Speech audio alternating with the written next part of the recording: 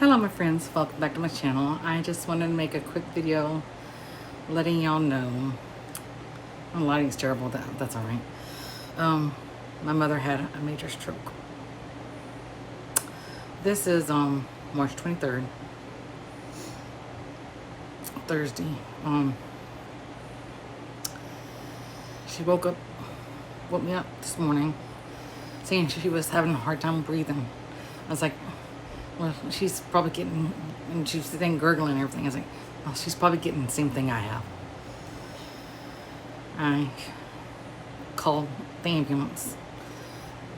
Fireman came and picked her up, took her, and I mean, she had to get dressed and all this stuff. I was like, well, she can't be too bad, because she's like, I think I'm having heart failure again. So I was like, I didn't think she's having heart failure, because I remember when she had heart failure and she wanted to go to the emergency room straight. She couldn't do nothing. She was like, she couldn't breathe.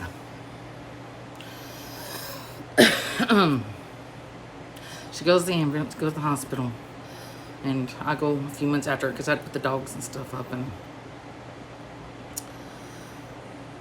I get up there and they did blood work. They did a chest x-ray. They were probably there 5 or 6 hours, and finally Jeff, the PA, he comes in there and tells us, oh, she's fine, there's nothing, we can find anything. So I was telling him my problems I've been having the last 6 weeks. I said, could you give her the albuterol inhaler in case she starts having problem breathing like me? I said, because the inhaler really helps me. He goes, oh, that's fine. And so they discharged her. And we were talking about, because tomorrow was the baby's birthday, first birthday. And she was excited about wanting to go. And I was like, well, I don't know if you can go. We'll see how you feel. Otherwise, if you're okay, I said, my oldest son can go with me to the birthday party, or we'll just let him stay home with you. So we come home, and the dog's been in the cage just all those hours and stuff. And so I was like, well, we put him outside. And it's like, well, I needed to get some things from Walgreens and pick up that inhaler. So we go in there, and I get my stuff because I need some more medicine. I'm trying to find some kind of medicine that will work for me.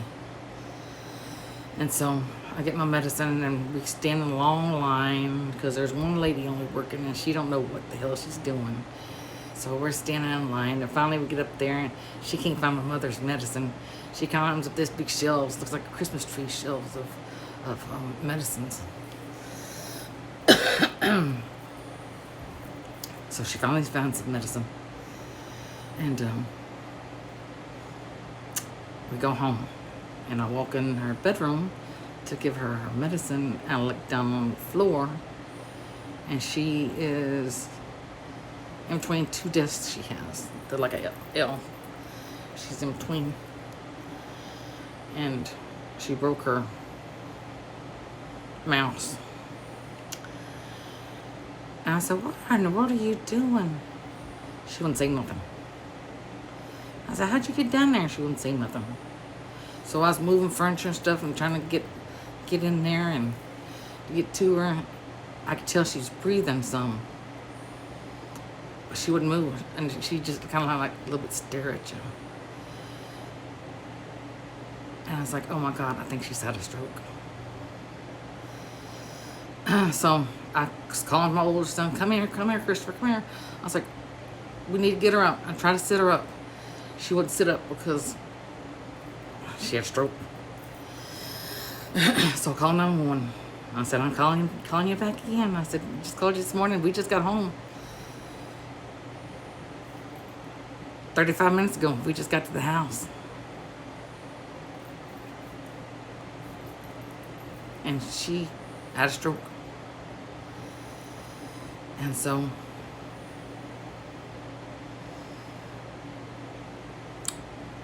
the same fireman called this morning.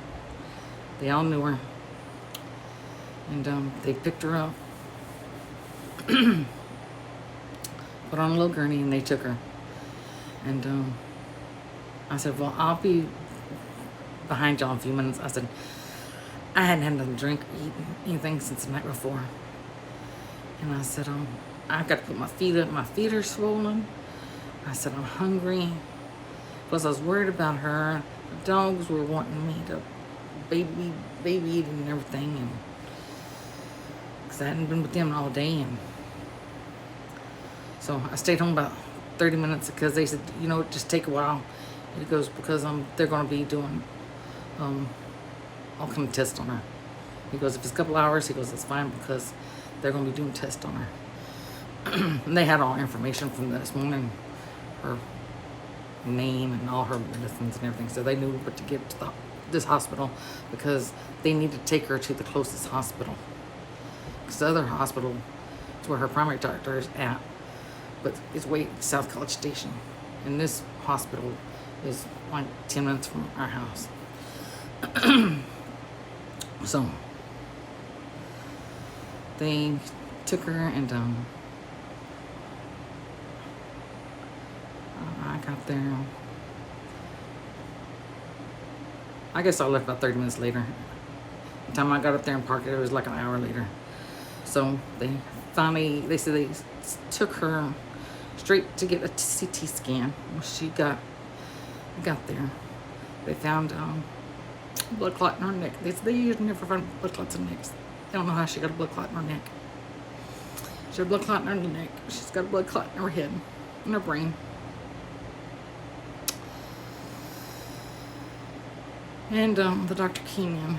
He goes, since we found her so as it was, like that, he goes, they've got a drug they can give stroke victims, patients, within 3 hours. They have to give it within 3 hours. He goes, but 1 out of 100 will die. He goes, they'll start bleeding. He goes, you have to watch them 24 hours because they can die. And I was like, well, oh, okay then. I signed off on it. They gave her medicine. And after that, she did start opening because the left eye was closed. And the white one was like, it's just kind of going around in circles. And her right arm, she doesn't do anything with her right arm.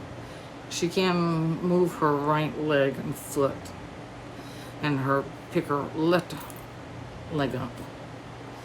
And after that medicine started getting through her, she was able to hold my hand and squeeze it. I talked to her and she'd start squeezing it. And then when they have to come in there every 15 minutes, next 24 hours to check on her since I gave her that medicine. And I kept telling her, I was like, push, kick the nurse or whatever. So she was like pushing her toes and that. But it seems like it's more the right side. So, but I asked him when we left, because the doctor was saying something about the neurologist and other doctors and stuff. Like there's nothing they can do for her. There's no surgery or nothing. So they gave her this medicine. It's supposed to get rid of if there's any kind of blood clots in her, it's good. It'll get rid of all the blood clots. But once you give them down, you can't do catheters or shots or anything like that because she'll just start bleeding. So,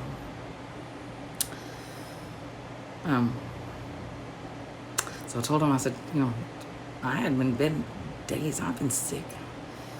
I didn't sleep any last night. I did 2 videos yesterday.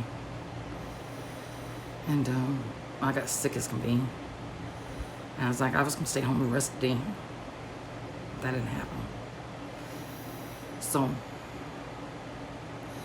they're like, don't worry. They said, take care of yourself. Come when you can tomorrow. I said, because tomorrow's baby's birthday. My mother's sister is in town, so she's gonna go see her in the morning. And then I guess stay with her until we get there after the birthday party. So they're like, don't worry about it, because we have people up here all the time and no one even comes to see them.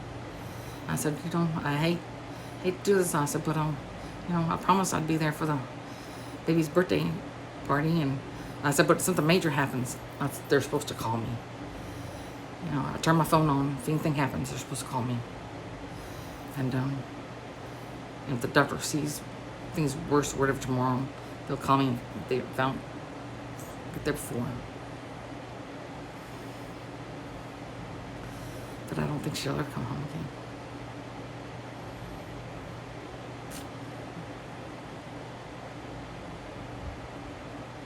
She was so excited. She wanted to go to the baby's birthday party. She was so excited. Where'd you buy the baby? Where'd you buy the baby? I wonder what you bought the baby. I said, well, I bought the baby a lot of stuff. I said, if you don't get to go, I said, I'm going to record it. And I said, well, hook it up to the TV and you can watch it on the big TV. I don't think she's going to ever see the baby.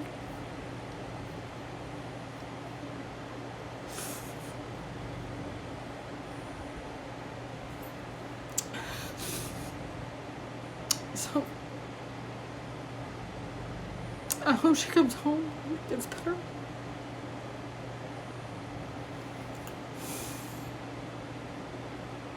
But they want to know, does she want to DNR? I was like, well, I take all those papers to her tomorrow. She, all that power of attorney stuff and DNR and all that stuff we have.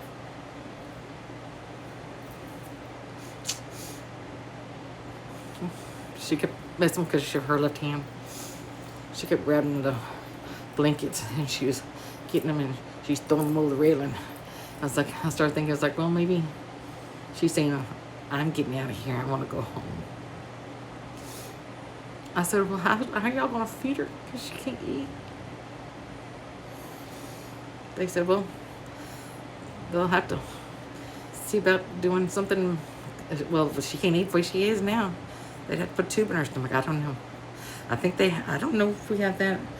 If she didn't want a tube in her stomach be fed again. I don't know. I don't know. But we'll know more tomorrow after the MRI. They're going to do another CT scan. Because I want to pray for my mother. I hear about them saying, oh, they just sneak up on you like that, a blood clot. They said this one she's had a long time. She's had CT scans. So why didn't they find it? They said she's had this for several years. She just had a CT scan, I think maybe last year.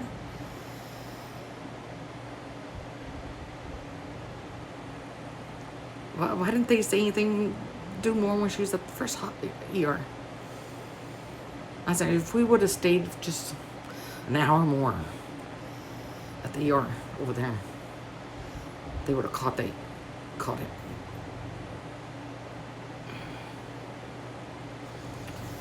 So, all right, well, I'm gonna let y'all go. It's almost 12 and I hadn't eaten, and I don't know if I'm gonna eat or not. I'm starving. But I don't know, it's just easier to make a video to let everyone know about my mother. I know it's not the best quality. I got my lights out, but it's almost midnight. My dogs are snoring. Hopefully I can sleep too. I'm just worried about my mother. So, everyone, send out a prayer for my mother. And I'll give y'all an update when I find out something. So, bye-bye.